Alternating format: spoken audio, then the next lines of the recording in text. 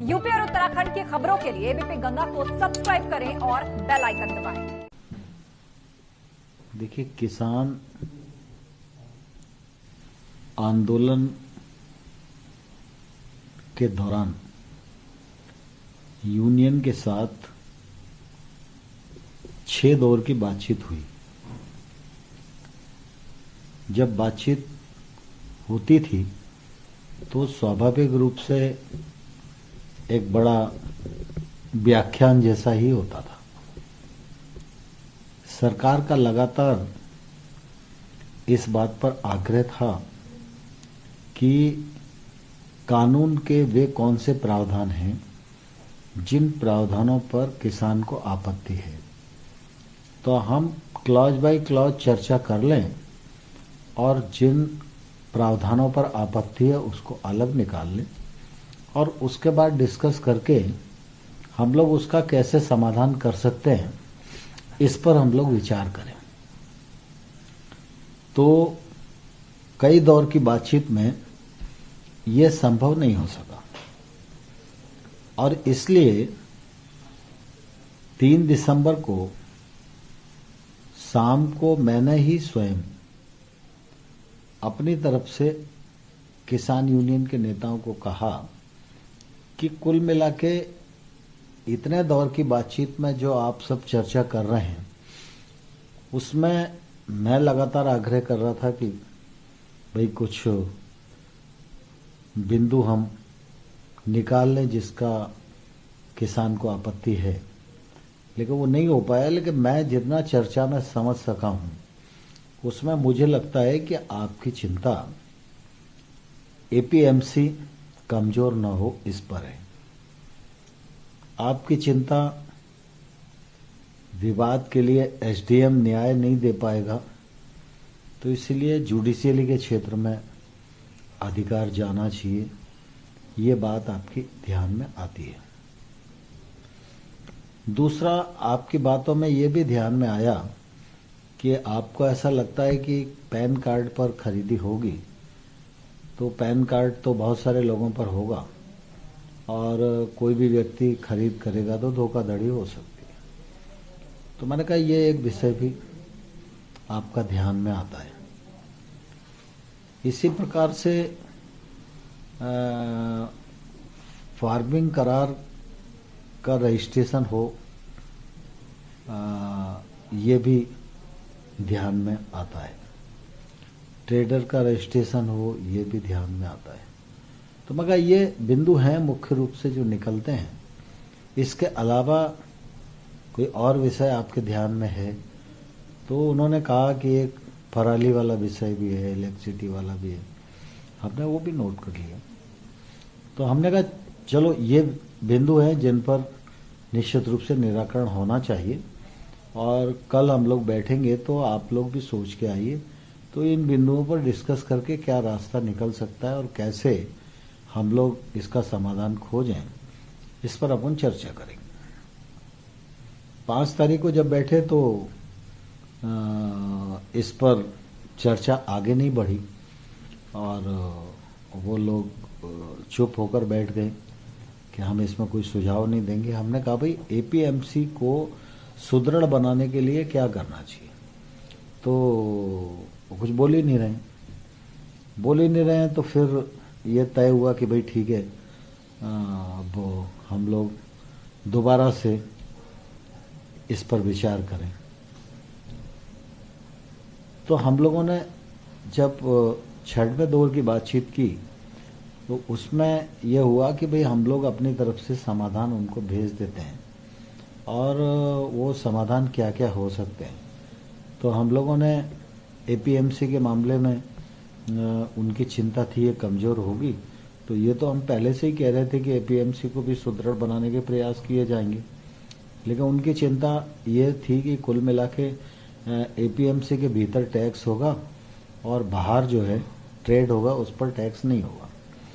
तो हम लोगों ने कहा कि भाई राज्य सरकार प्राइवेट मंडी को भी रजिस्टर्ड कर सकती है और उस पर वो टैक्स लगा सकती है जैसा कि अंदर लगा हुआ है।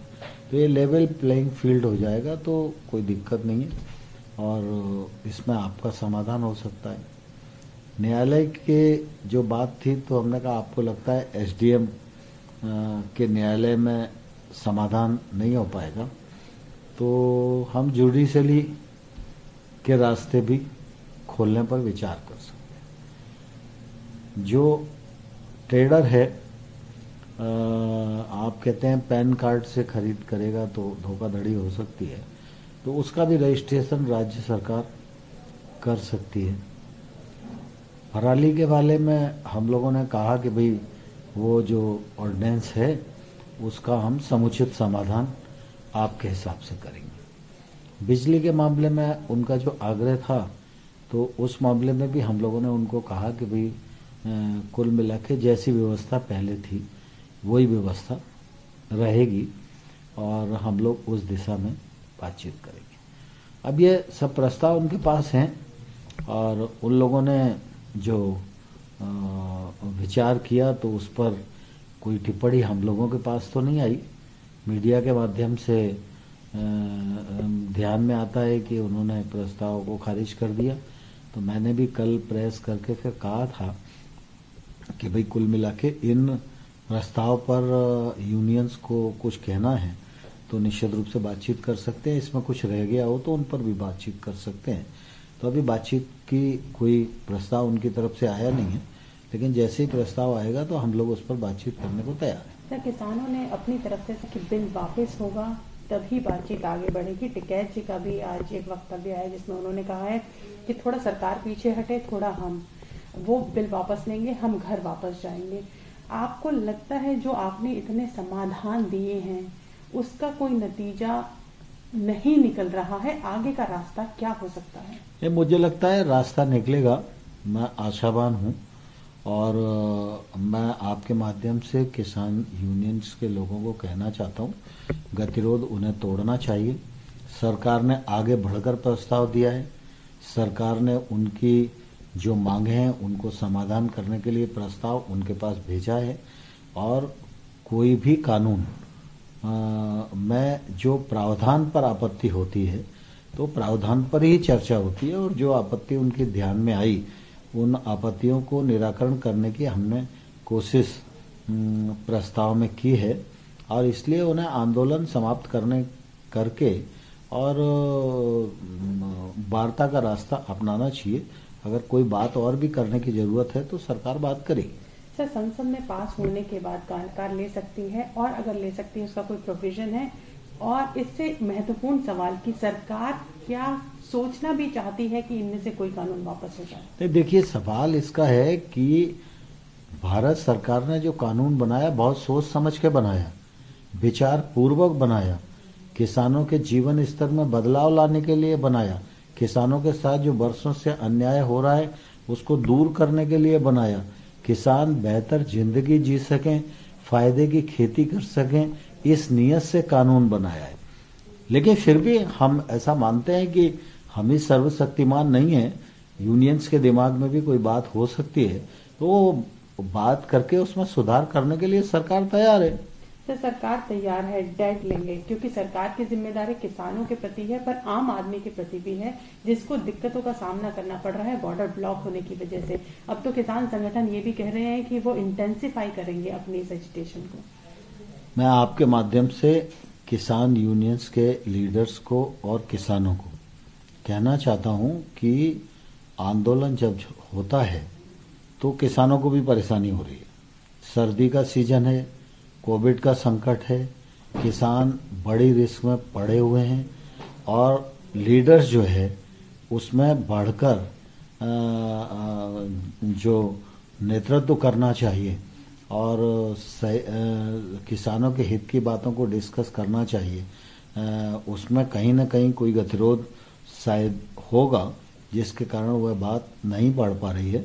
लेकिन आंदोलन से जनता को भी परेशानी होती है और जनता दिल्ली की परेशान हो रही है, इसलिए जनता के हित में, किसानों के हित में उनको अपने आंदोलन को समाप्त करना चाहिए और वार्ता से, चर्चा से मुद्दों को हल करने का प्रयास करना चाहिए। सर, रेल रोकने का भी उन्होंने रोकेंगे। आपको लगता है सरकार के पास कोई प्रिकॉशनरी प्रिवेंटिव एक्शन है ताकि जनता को भी परेशानी ना हो और ये आंदोलन उस तरीके से डैमेज ना करे गवर्नमेंट प्रॉपर्टी को और रेल ना रुके। नहीं, मैं आशा करता हूं कि किसान भाइयों ने अभी तक आंदोलन को अनुशासित बनाकर रखा है। लोकतंत्र में अपनी बात कहने का, आंदोलन करने का अधिकार सबको है, लेकिन कोई भी सार्वजनिक संपत्ति, सरकारी संपत्ति और जनता की परेशानी ये न हो, यह भी चिंता यूनियंस को करनी चाहिए और इस जिम्मेवारी को भी यूनियन को महसूस करना चाहिए। सर, सरकार अभी तक डायलॉग का रास्ता अपनाए हुए है। उन्होंने कहा है कि जितना भी हो सके हम किसानों से डायलॉग करते रहेंगे, हमारे रास्ते खुले हैं। पर भय बिनु होए ना प्रीति, क्या सरकार इसमें विश्वास कर रही है आज के टाइम में? नहीं, देखिए, दरअसल क्या है, लोकतंत्र में भय का कोई सवाल नहीं होता। लोकतंत्र में सरकार, जनता, किसान सब एक दूसरे के पूरक हैं और सरकार में जो लोग बैठे हैं वो किसानों की बेहतरी के लिए काम कर रहे हैं। गत 6 वर्षों में प्रधानमंत्री नरेंद्र मोदी जी ने जो ऐतिहासिक काम कृषि के क्षेत्र में किया है वो इतिहास में कभी नहीं हुआ। एमएसपी को 1.5 गुना करने का काम था। यूपीए सरकार चाहती तो 10 साल में कर सकती थी, लेकिन वो निर्णय नहीं ले पाई। मोदी जी ने लागत पर 50% मुनाफा लगाकर एमएसपी घोषित करने का काम किया और उसका फायदा पूरे देश भर के किसानों को मिल रहा है। एमएसपी खरीद की सीमा पर खाद्यान्न की सीमा भी बढ़ाई और इस बीच में उपार्जन लगभग दोगुने से अधिक हुआ है मोदी जी के कार्यकाल में। अगर यूपीए गवर्नमेंट को देखेंगे और मोदी जी के 6 साल देखेंगे तो लगभग दोगुने से ज्यादा की खरीद मोदी जी के समय में एमएसपी पर हुई है।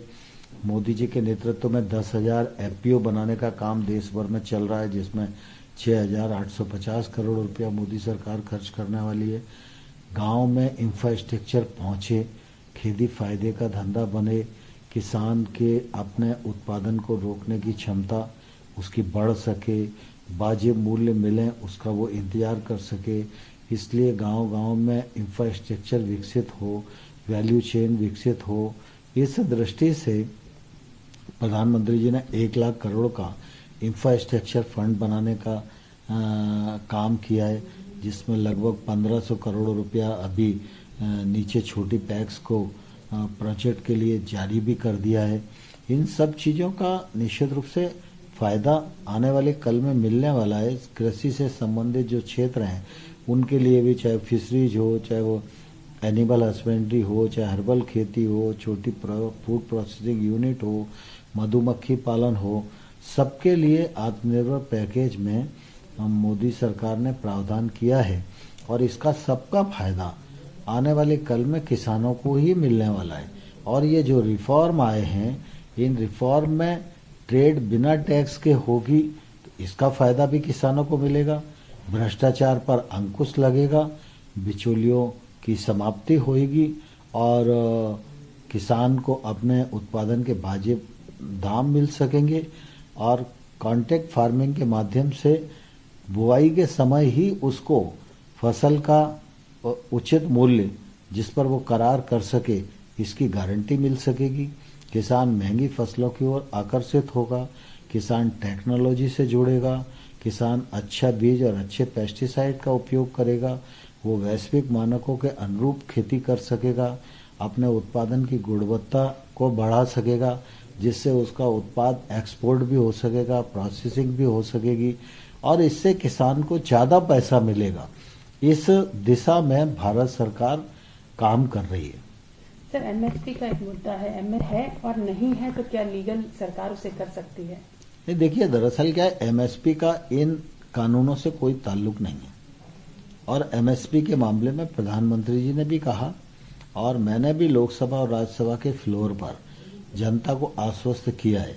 सदन में बोलना वो एक रिकॉर्ड डॉक्यूमेंट है, मतलब सरकार की नीयत को प्रदर्शित करता है और उससे ज्यादा पावरफुल डॉक्यूमेंट्स मुझे लगता है सरकार की जबान का और कोई नहीं हो सकता।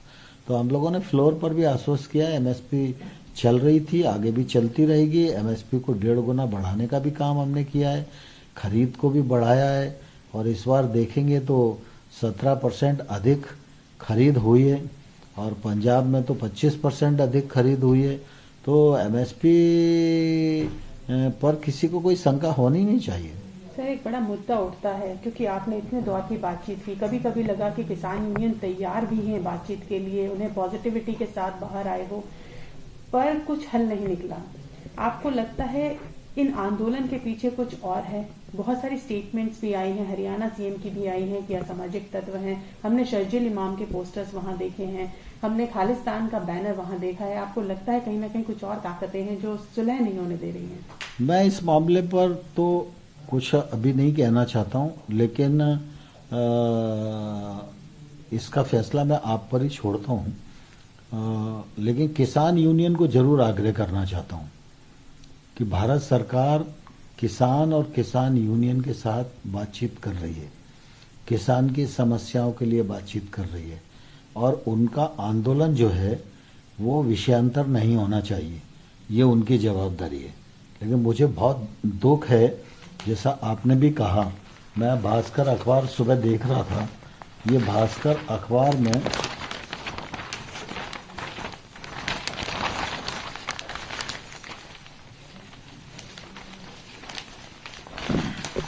जो ये फोटो छपा हुआ है, मैं इसको दिखाना चाहता हूं आपको कि ये क्या प्रदर्शित करता है। किसान की मांग एमएसपी की हो सकती है, किसान की मांग एपीएमसी की हो सकती है, किसान की मांग एक्ट में प्रावधानों को लेकर हो सकती है, लेकिन ये किसान की डिमांड कहां से हो सकती है? अगर ये डिमांड और ये पोस्टरबाजी अगर वहां हो रही है, तो मैं किसान यूनियन के नेताओं से कहना चाहता हूं कि इससे बचना चाहिए और ये किसान आंदोलन को बिखेरने की कार्रवाई है। सर, एक सवाल और, क्योंकि विपक्ष आप सब पॉलिटिकल पार्टीज का, ओपोजिशन वाली पॉलिटिकल पार्टीज का सपोर्ट इसको है, और उन्होंने बार बार एक बात उठाई है कि हरियाणा और मध्य प्रदेश के सीएम कह रहे हैं कोई भी हमारी मंडी में बाहर से आकर अपना सामान बेचेगा तो उसे सीधा जेल का रास्ता दिखाया जाएगा। ये तीनों फार्म लॉज, जब नरेंद्र मोदी जी कहते हैं कि किसान कन्याकुमारी से लेकर कश्मीर तक कहीं भी अपनी फसल बेच सकता है, ये उससे ऑपोजिट मंशा दिखाता है। आपको लगता है कि कहीं ना कहीं चीफ मिनिस्टर्स को भी बीजेपी रूल स्टेट्स के संयम बरत कर ये कहना चाहिए कि सारी सब जगह किसानों के लिए खुली है, वो कहीं भी बेचे? देखिए, किसान जो वो लोग बोल रहे हैं, वो बोल रहे हैं एमएसपी पर खरीद के लिए, क्योंकि एमएसपी पर जो खरीद होती है उसमें हर राज्य का कोटा निर्धारित है। एक राज्य से दूसरे राज्य में अगर जाएगा तो उस राज्य की जो खरीद है वो प्रभावित होगी। तो जो एमएसपी पर खरीद होती है उसमें कोटा निर्धारित रहता है, तो राज्य अपना स्टेट के उत्पादन को पहले बेचे, ये किसी भी राज्य की प्रायोरिटी होगी। और बहुत सारे राज्य ऐसे हैं कि अपना पैसा लगा के कुछ और जिन्सों को वो खरीदते हैं जिनको हम लोग नहीं खरीदते, तो निश्चित रूप से वो अपने किसानों के लिए बात कर रहे हैं। लेकिन ओपन ट्रेड में तो ये एक्ट लागू है, इसमें तो कोई न रोक सकता है न कोई रोक सकता है, और ये तो ओपन ट्रेड के लिए खोला ही गया है, सारी बंदिशों को समाप्ति किया गया है। इंटरस्टेट ट्रेड इससे होएगा और हो रहा है अभी तक। तो जो राज्यों के मुख्यमंत्री की बात है उसको इससे नहीं जोड़कर देखा जाना चाहिए। सर, भारतीय जनता पार्टी दोबारा मैसेव आउट है ताकि सब किसानों तक दोबारा पहुंचे, बिल दोबारा से एक्सप्लेन करें। आपको लगता है कहीं ना कहीं लोगों तक बिल को समझाने और पहुंचाने की जिम्मेदारी जो पार्टी के नेताओं की थी, उसमें क्या कहीं कमी रह गई कि पंजाब में ऐसे आंदोलन उठ गए? नहीं, मैं समझता हूं कि एक्ट के बारे में किसी को कंफ्यूजन नहीं है। लोकसभा और राज्यसभा के आप विपक्षी नेताओं के भाषण सुनिए, एक्ट के किसी प्रावधान पर किसी ने भाषण दिया ही नहीं, किसी ने विचार व्यक्त किया ही नहीं, पॉलिटिकल भाषण देते रहे। और इसलिए मैं बार बार किसान यूनियन के लोगों को कहता हूं कि पॉलिटिकल भाषण जैसे हम लोगों को विचार नहीं करना चाहिए, हमको क्लॉज बाय क्लॉज विचार करना चाहिए। और हम लोगों ने जो उनकी बात को सुना, उस पर से जो हमको लगा, उसके कारण हम लोगों ने उनको प्रस्ताव भी दे दिया। सरकार खुले मन से आगे चर्चा के लिए भी तैयार है, और जो आपकी आपत्तियां उन पर भी विचार करने के लिए तैयार है, और हम प्रस्ताव एडवांस में दे चुके हैं। अब किसान यूनियन को विचार करके किसानों के हित में क्या है वो सोचना चाहिए। सर आखिरी सवाल, किसान यूनियन बार बार कह रही है वापस लो, कितना समय आप उनको देने को तैयार हैं? नहीं, मैं समझता हूँ, मैं आशावान हूँ, लगातार हम किसानों से वार्ता के लिए तैयार हैं और मुझे आशा है कि किसान वार्ता के लिए आएंगे और जरूर हम बातचीत करेंगे और बातचीत के माध्यम से समस्या का हल निकालने की कोशिश करेंगे।